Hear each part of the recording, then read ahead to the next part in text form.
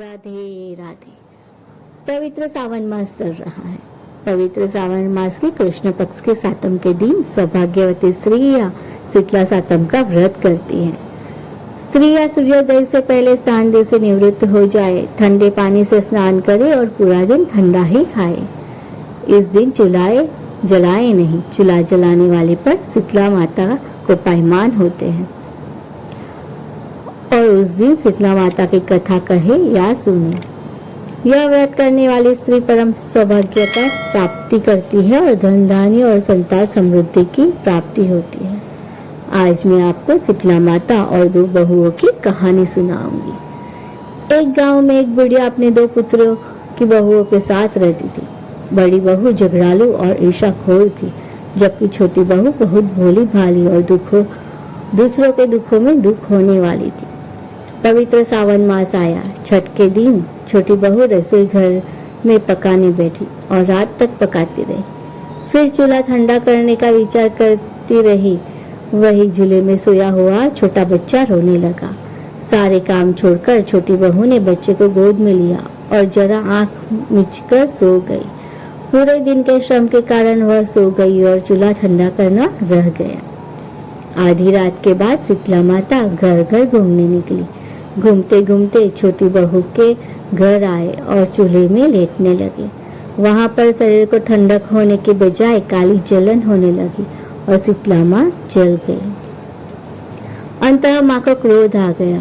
तुरंत ही छोटी बहू को श्राप दिया, हे मूर्ख स्त्री, जिस प्रकार मेरी काया जली उसी प्रकार तेरा पेट भी जले। छोटी बहू सुबह उठी, चूल्हे की तरफ नजर की तो चूल्हा जलता था और गोद में सोया हुआ बच्चा जलकर राख हो गया था। छोटी बहू की आंखों में सावन भादो बहने लगा। यह जान गई कि जरूर यह शीतला माँ के दोष में आई है। माता ने श्राप दिया। वह तो रोती हुई सास के पास गई और सारी बात कही। सास ने गदगदित स्वर में आश्वासन देते हुए कहा, बहू धीरज धर, शीतला माता के पास जाकर तेरे पुत्र का जीवन धन मांग। माँ तो दयालु है, जरूर तुझ पर कृपा करेंगे। छोटी बहू सास का आशीर्वाद लेकर लड़के को टोकरी में डालकर शीतला माँ का रतन करती हुई जा रही थी। रास्ते में थोड़े आगे चली तब बैर के वृक्ष के नीचे एक बुढ़िया दिए की बात जैसे बाल को दोनों हाथों में खुजलाती हुई बैठी थी।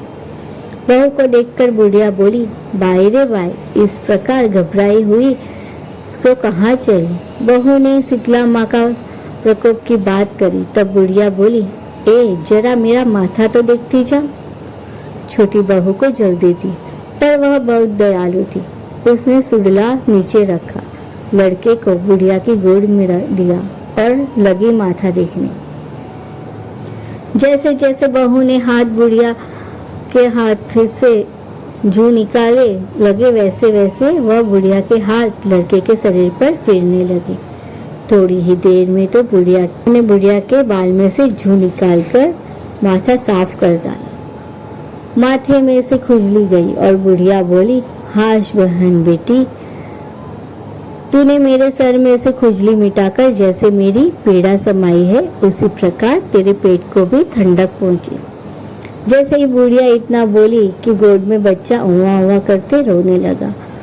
लड़के को रोता देख बहू को राजी हो गई और उसके मन में आनंद ही नहीं समाया। लेकिन थोड़ी ही देर में ही उसे विचार आया कि मानो या ना मानो, यह बुढ़िया ही शीतला माता है। वह पैर में गिरने लगी। बस माँ, मैं आपको देख गई हूँ, मुझे माफ करो माता जी, मेरी भूल मैं स्वीकारती हूँ। आपने मुझ पर दया करके मुझे माफ कर मेरे पुत्र को सजीवन किया, वरना तो मेरा क्या होता। ऐसा कहकर रोने लगी। तब शीतला माँ बोले, रो मत बेटी, मेरा व्रत करने वाले को हर तरह से ध्यान रखना चाहिए। व्रत अखंड होना चाहिए, विधि अनुसार बरतना चाहिए, इसमें जरा सी भी भूल न हो, इसका ध्यान रखना चाहिए। जरा सी भी भूल हुई तो व्रत का फल नहीं मिलता और श्राप लगे, पाप लगे। इसलिए अब से ध्यान रखना। जा सुखी हो, मेरा आशीर्वाद है। वह अपने बच्चे को लेकर अपने घर की तरफ चल निकली। घर पहुंचने में देर हो जाए ऐसा विचार करके बहू लड़के को लेकर चली। घर आकर सासू माँ ने गोद में बच्चे को रखकर बोली, सासू माँ, शीतला माता के मन ठहरे, हमारे पेट ठहरे। माँ ने हमको प्यार किया, छोटे बाल जीवित किए, शीतला माँ का व्रत हमें फला। सास आप तो अपने पुत्र को सजीवन हुआ देख अत्यंत हर्षिल हो गई। बहू को प्यार दुलार कर धन्यवाद दिए। और जब जेठानी ने जाना कि छोटी बहू बच्चे को टोकरी में डालकर शीतला माँ के पास गई और जीवित हो गया, तो वह ईर्ष्या की मारी जेल उठी। पर अब क्या हो सकता है। इस बात को बहुत समय बीत गया, दिन बीतने लगे। फिर से शीतला छठ का दिन आया। तब वह झगड़ालू और ईर्ष्यालु जेठानी के मन में हुआ कि मैं भी देवरानी की तरह शीतला माँ का आशीर्वाद लेने जाऊं। ऐसा करके उसने अपने बच्चे को पालने में सुलाया। आधी रात तक रसोड़े में काम करके चूल्हा जलता रखे बाई तो सो गई। रात को घूमने निकली शीतला माँ जेठानी के घर आए। रसोड़े में जाके देखा तो चूल्हा सुलग रहा था। वह देखकर शीतला माता कोपित हुए, चूल्हे की राख में सोए और उसका शरीर जला। अंततः श्राप दिया, जिसने मेरे शरीर को जलाया है ऐसा उसका पेट जले। सुबह उठकर जहाँ पालने में देखा तो लड़का मृत पड़ा रहा था। वह तो रोने लगी। सासू माँ ने आकर देखा और जेठानी से कहा, तूने सचमुच शीतला माँ ने श्राप दिया है, इसलिए तू शीतला माँ के पास जा और उसकी क्षमा मांग और कहने की, माँ जी मेरी भूल हो गई है, मुझे क्षमा करो और मेरे पुत्र को जीवित करो। देवरानी की तरह जेठानी बच्चे को टोकरी में डालकर शीतला माता के पास जाने निकल पड़ी।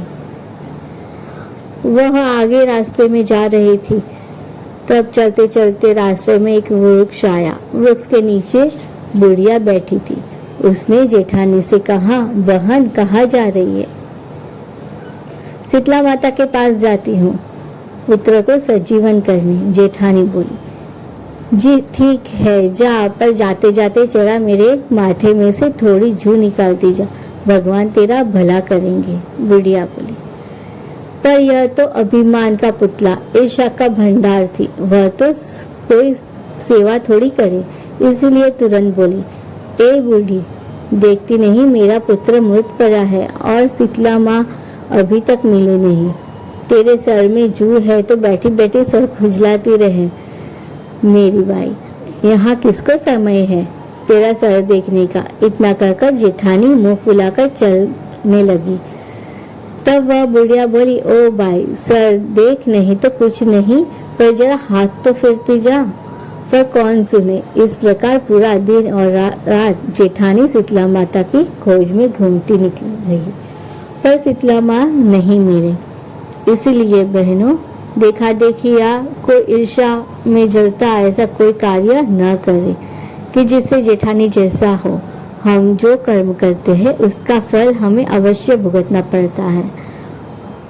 कोई का भी भला होता हो तो कुछ भी करके उसका कार्य कर दे, पर इनकार न करे। हो सके तो दान दक्षिणा देकर भूखों को भोजन दे। ऐसा करने से माताजी हम पर खुश रहेगी। जेठानी शीतला माँ को पहचान न सकी और इधर उधर भटक कर रोती हुई घर वापस आ गई।